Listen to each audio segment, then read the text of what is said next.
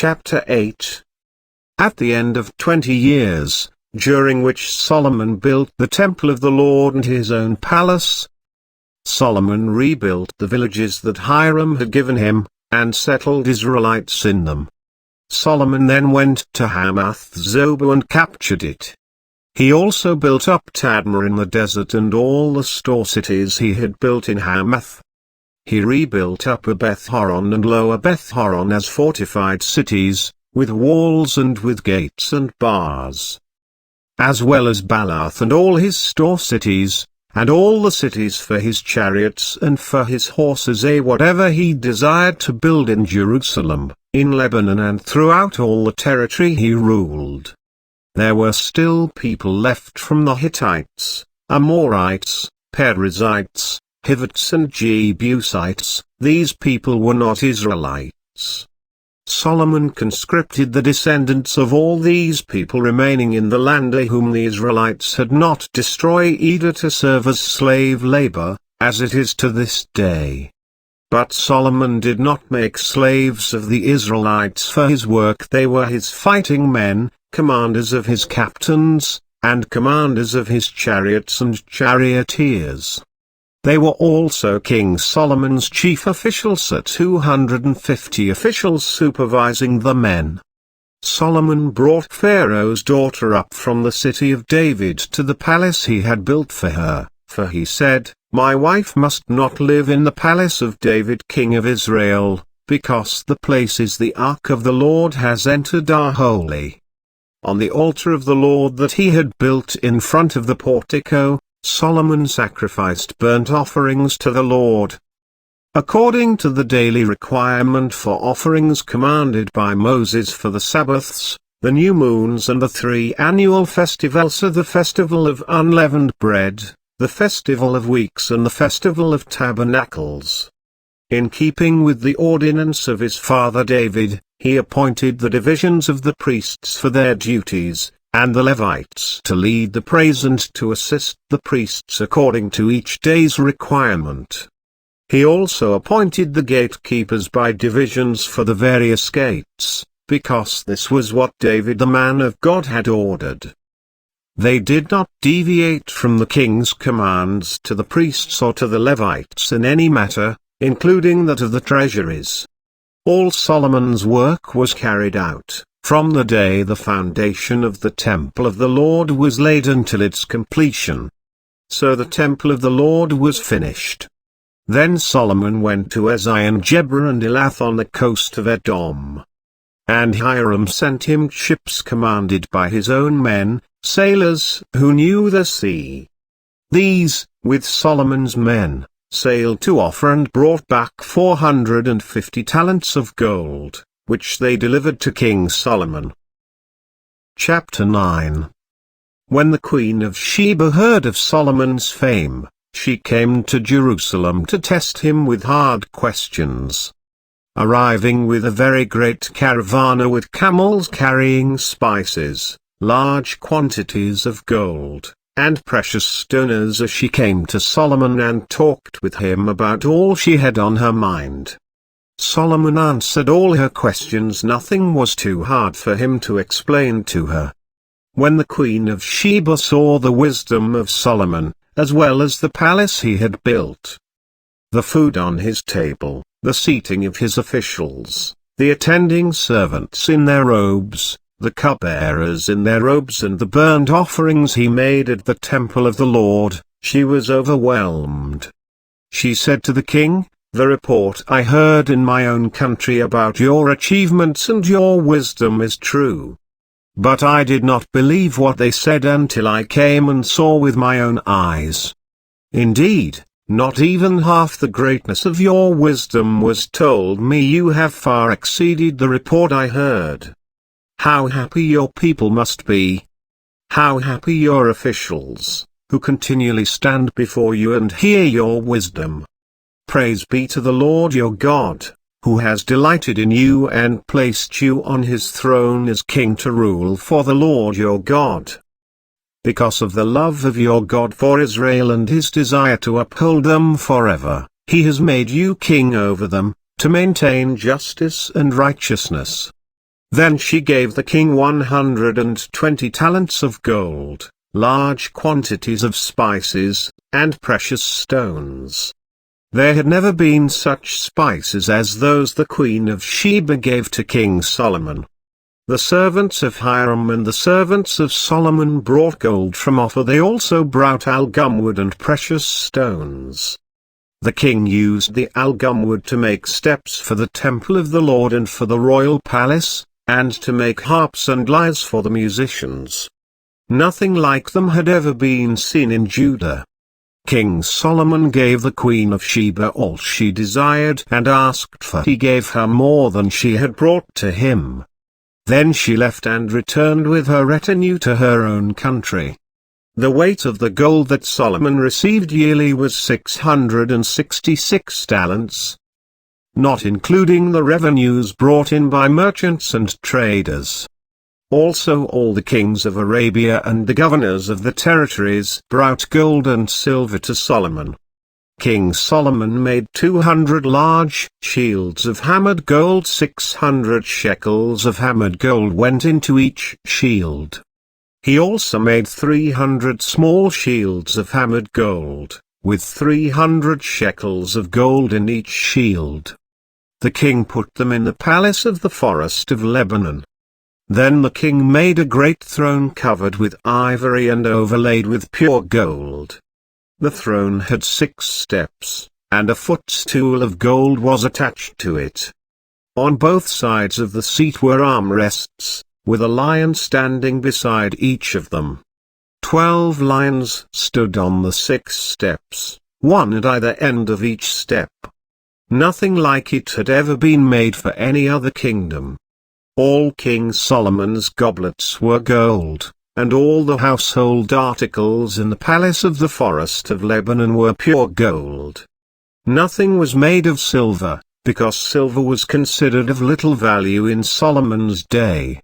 The king had a fleet of trading ships manned by Hiram's servants. Once every 3 years it returned, carrying gold, silver and ivory, and apes and baboons. King Solomon was greater in riches and wisdom than all the other kings of the earth. All the kings of the earth sought audience with Solomon to hear the wisdom God had put in his heart. Year after year, everyone who came brought a gift to articles of silver and gold, and robes, weapons and spices, and horses and mules. Solomon had 4,000 stalls for horses and chariots, and 12,000 horses, which he kept in the chariot cities and also with him in Jerusalem. He ruled over all the kings from the Euphrates River to the land of the Philistines, as far as the border of Egypt. The king made silver as common in Jerusalem as stones, and cedar as plentiful as sycamore fig trees in the foothills. Solomon's horses were imported from Egypt and from all other countries. As for the other events of Solomon's reign, from beginning to end, are they not written in the records of Nathan the prophet, in the prophecy of Ahijah the Shilonite, and in the visions of Iddo the seer concerning Jeroboam son of Nebat? Solomon reigned in Jerusalem over all Israel 40 years. Then he rested with his ancestors and was buried in the city of David his father. And Rehoboam his son succeeded him as king. Chapter 10. Rehoboam went to Shesham, for all Israel had gone there to make him king. When Jeroboam son of Nebat heard this, he was in Egypt, where he had fled from King Solomon. He returned from Egypt. So they sent for Jeroboam, and he and all Israel went to Rehoboam and said to him, "Your father put a heavy yoke on us, but now lighten the harsh labor and the heavy yoke he put on us, and we will serve you." Rehoboam answered, "Come back to me in 3 days." So the people went away. Then King Rehoboam consulted the elders who had served his father Solomon during his lifetime. "How would you advise me to answer these people?" he asked. They replied, "If you will be kind to these people and please them and give them a favorable answer, They will always be your servants." But Rehoboam rejected the advice the elders gave him and consulted the young men who had grown up with him and were serving him. He asked them, "What is your advice? How should we answer these people who say to me, 'Lighten the yoke your father put on us'?" The young men who had grown up with him replied, "The people have said to you, 'Your father put a heavy yoke on us, but make our yoke lighter.' Now tell them, 'My little finger is thicker than my father's waist. My father laid on you a heavy yoke, I will make it even heavier. My father scourged you with whips, I will scourge you with scorpions." 3 days later Jeroboam and all the people returned to Rehoboam, as the king had said, "Come back to me in 3 days." The king answered them harshly. Rejecting the advice of the elders, he followed the advice of the young men and said, "My father made your yoke heavy, I will make it even heavier. My father scourged you with whips, I will scourge you with scorpions." So the king did not listen to the people, for this turn of events was from God, to fulfill the word the Lord had spoken to Jeroboam son of Nebat through Ahijah the Shilonite. When all Israel saw that the king refused to listen to them, they answered the king, "What share do we have in David, what part in Jesse's son? To your tents, Israel. Look after your own house, David." So all the Israelites went home. But as for the Israelites who were living in the towns of Judah, Rehoboam still ruled over them. King Rehoboam sent out Adoniram, who was in charge of forced labor, but the Israelites stoned him to death.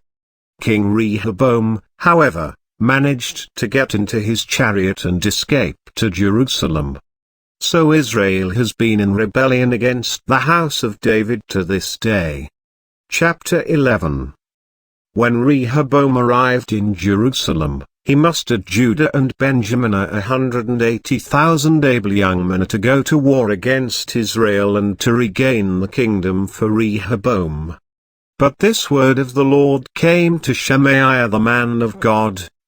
"Say to Rehoboam son of Solomon king of Judah and to all Israel in Judah and Benjamin, this is what the Lord says, do not go up to fight against your fellow Israelites.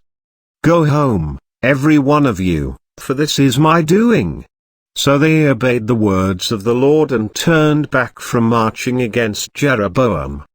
Rehoboam lived in Jerusalem and built up towns for defense in Judah: Bethlehem, Etam, Tekoa, Bethzur, Soko, Adolam, Gath, Mersha, Ziph, Adraim, Lachish, Azekah, Zerah, Ajalon, and Hebron. These were fortified cities in Judah and Benjamin. He strengthened their defenses and put commanders in them, with supplies of food, olive oil and wine.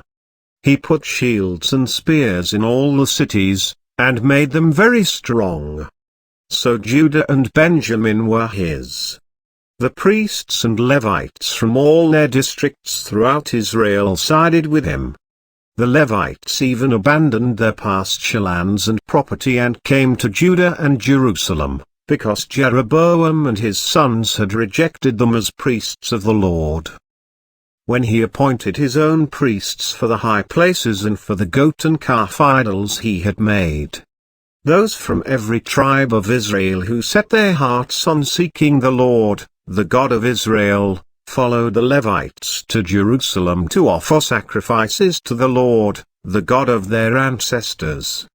They strengthened the kingdom of Judah and supported Rehoboam son of Solomon 3 years, following the ways of David and Solomon during this time. Rehoboam married Mahalath, who was the daughter of David's son Jeremoth and of Abihail, the daughter of Jesse's son Eliab. She bore him sons, Jush, Shemariah and Zaham. Then he married Maacah daughter of Absalom, who bore him Abijah, Attai, Ziza and Shalomith. Rehoboam loved Maachah daughter of Absalom more than any of his other wives and concubines. In all, he had 18 wives and 60 concubines, 28 sons and 60 daughters. Rehoboam appointed Abijah son of Maachah as crown prince among his brothers, in order to make him king. He acted wisely, dispersing some of his sons throughout the districts of Judah and Benjamin, and to all the fortified cities. He gave them abundant provisions and took many wives for them.